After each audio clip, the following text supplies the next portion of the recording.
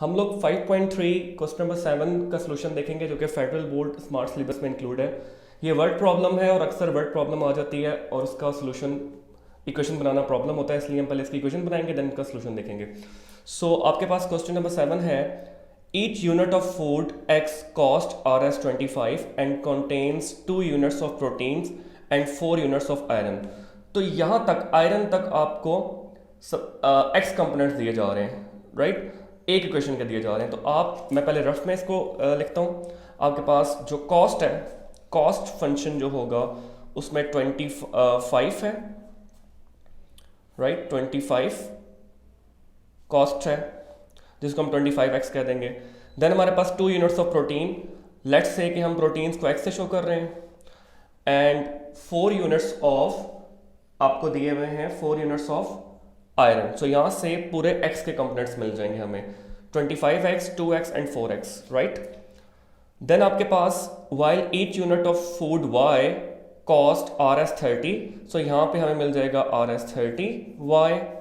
Then हमारे पास 3 units of proteins, right, तो यहाँ से हमें पहली इक्वेशन का y कंपोनेंट मिलेगा 3 units of proteins and 2 units of iron. So हमें यहाँ से y कंपोनेंट मिल जाएगा 2 यूनिट्स ऑफ आयरन। सो इस तरह हमारे पास एक इक्वेशन ये मिलेगी, एक ये और एक ये, राइट। तो अब इसको आगे देखते हैं क्या फॉलो करना है। Each animal must receive at least 12 units of proteins.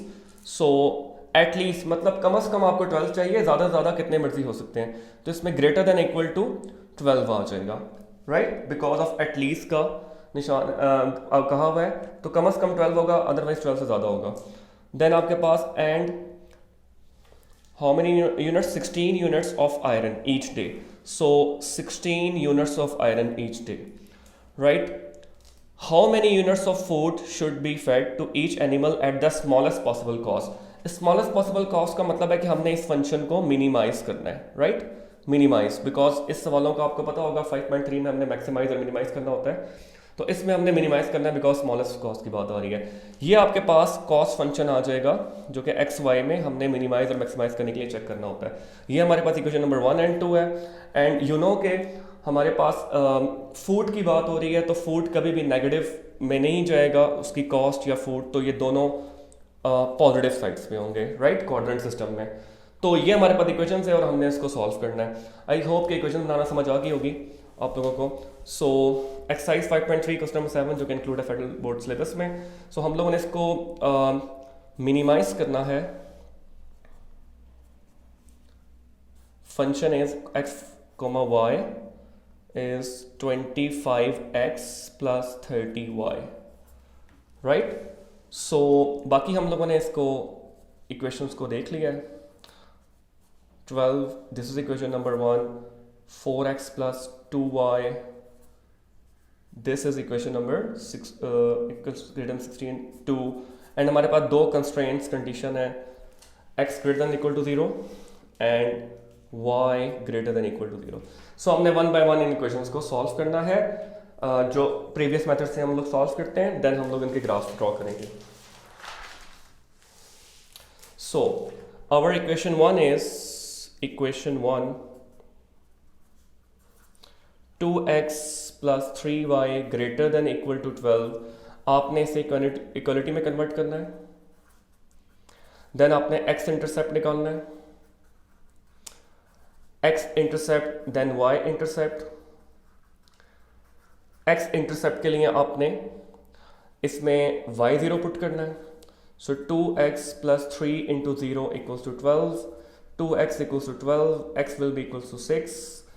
y intercept के लिए आपने x0 पुट करना है, 2 0 plus 3y equals to 12, then y equals to 12, then y will be equals to 4।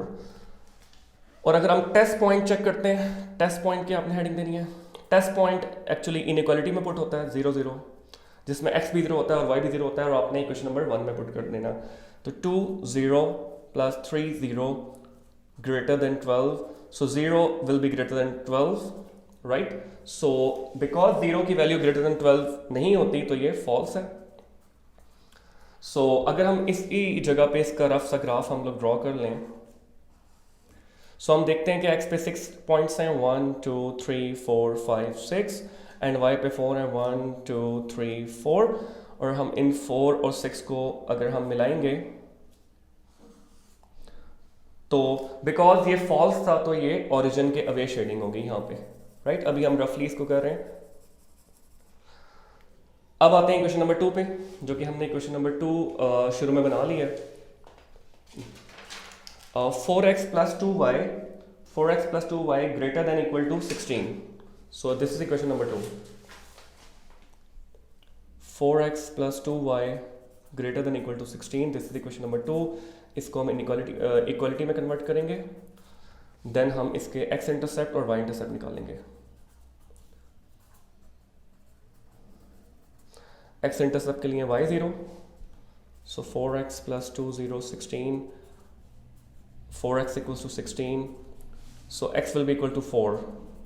इसके लिए x 0, 2y equals to 16, y will be equals to 8, right? And test point 0 0, और जब हम दोनों 0 पॉइंट पुट करेंगे inequality में, सो अगेन हमें एक फॉल्स कंडीशन मिलेगी, एंड फॉल्स मीन इसकी शेडिंग ओरिजिन के अवे होगी। हम एक रफ सा ग्राफ बना लेते हैं। x पे हमें 4 पॉइंट्स हैं, 1 2 3 4, 1 2 3 4 5 6 7 8, सो 1 2 3 4 5 6 7 8। सो अगर हम यूं रफली ड्रॉ कर लें तो हमें एक रफ ग्राफ यूं भी मिल जाएगा और इसकी शेडिंग इस तरफ होगी, राइट। अब बारी है इनके कंबाइंड ग्राफ की। आपने हेडिंग देनी है कंबाइंड ग्राफ।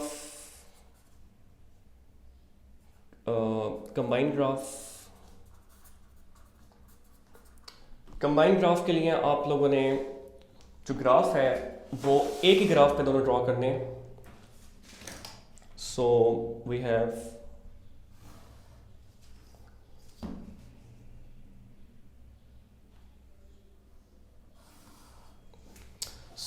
जो फर्स्ट इक्वेशन है वो हमारे पास x पे थी 6 पॉइंट्स एंड y पे 4 पॉइंट्स। सो 1 2 3 4 5 एंड 6 x पे थी और y पे 4, सो 1 2 3 4।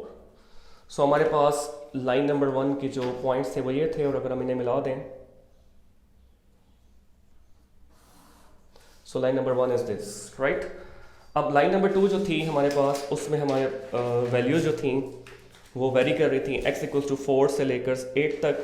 तो x पे तो हम 4 पॉइंट्स बना सकते हैं, इस पे हमें 8 बनाने के लिए और लिखने पड़ेंगे 5 6 7 8, सो 4 एंड 8, इसको भी हम मिला देते हैं।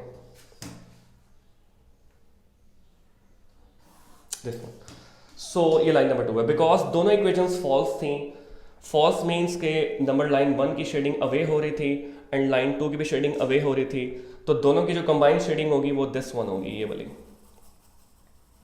राइट। सो ये जो इन शेडिंग रीजन होगा ये इन दोनों का कंबाइंड रीजन होगा, राइट। सो हम लोग, और बिकॉज कंडीशन दी थी कि फर्स्ट क्वाड्रेंट में रहना है, x भी ग्रेटर देन इक्वल टू 0 था, आपको याद होगा स्टार्टिंग में, एंड y भी, तो ये सिर्फ शेडिंग फर्स्ट क्वाड्रेंट तक रहेगी, सेकंड थर्ड में नहीं जाएगी, और फॉल्स है तो अवे वाला रीजन रहेगा। अब बारी आती है कॉर्नर पॉइंट्स की, right.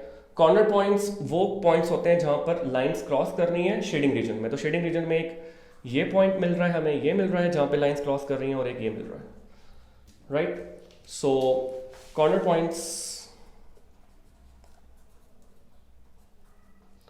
First one is this one, ये x पे 6 है तो y पे 0 होगा, 6 0, दिस वन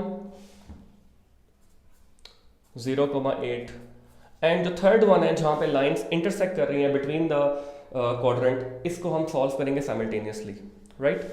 सो हमारे पास जो इक्वेशंस हैं वो हैं 2x plus 3y equals to 12 and 4x plus 2y equals to 16। आपको इनको साइमल्टेनियसली सॉल्व करना है। सो साइमल्टेनियस सॉल्व करने के लिए वेरिएबल को बराबर करना पड़ता है, यहाँ पे 4 है, यहाँ पे 2 है, हम इक्वेशन नंबर 1 को मल्टीप्लाई कर देंगे 2 से, राइट। यू नो के साइमल्टेनियसली किससे सॉल्व करते हैं, तो 2 into 2 4x, 3 into 2 6y and 2 into 2 24. This is line number 3. This is line number 2. अब हम दोनों को सब्ट्रैक्ट कर सकते हैं, ये कैंसिल आउट हो जाएंगे. 6 इंटू 6 में से 4 माइनस हो जाएंगे तो 4y एंड 24 इंटू 16 इज 8. सो ये 2 आ जाएगा. देन आपने ये वैल्यू फर्स्ट इक्वेशन में पुट कर देनी है. 2 into x plus 3 into 2 equals to 12. So 2x plus 6 equals to 12. 2x equals to 6 equals to 3. So हमारे पास एक कॉर्नर पॉइंट आ गया 3,2. ये जस्ट 3 कॉर्नर पॉइंट्स हैं. अब हमने कॉर्नर पॉइंट्स जो हमें इनिशियली फंक्शन हमने बनाया था कॉस फंक्शन, इसके अंदर पुट करने हैं. आपके पास कॉस फंक्शन है f(x,y) equals to 25x plus 30y. आपने इसमें 1 by 1 तमाम कॉर्नर पॉइंट्स पुट करने हैं. नंबर 1 है 6,0. सो f ऑफ x की जगह 6 और y की जगह 0. 25 6 प्लस 30 0 इक्वल्स टू 25 इंटू 6. आपके पास वैल्यू आ जाएगी 150 और ये 0. So your answer will be 150. जो कॉर्नर पॉइंट नंबर 2 था उसकी वैल्यू थी आपके पास 0,8. आप इनको नाम भी दे सकते हैं ABCD.